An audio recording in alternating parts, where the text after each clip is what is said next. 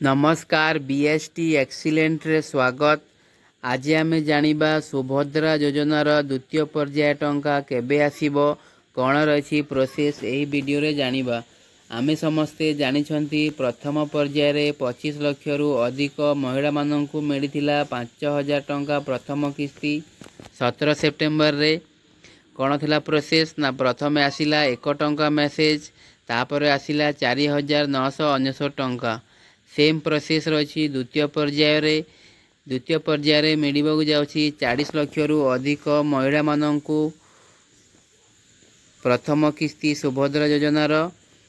प्रथमे आसिबो 1 टंका मेसेज, तापरे आसिबो 4999 टंका।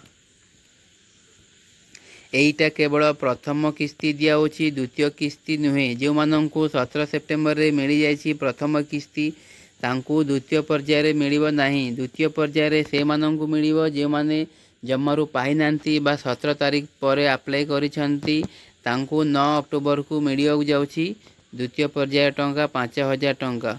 आजिठु आरंभ हो जाइछि 1 टंका मेसेज, जाइकि चेक करंतु 1 टंका मेसेज जाइथिबो निश्चित 4999 अकाउंट को जीवो।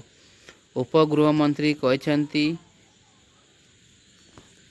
सेम प्रोसेस रहिबो, जेमिति प्रथम पर्याय रहिछि सेमिति द्वितीय पर्याय प्रोसेस रहिबो।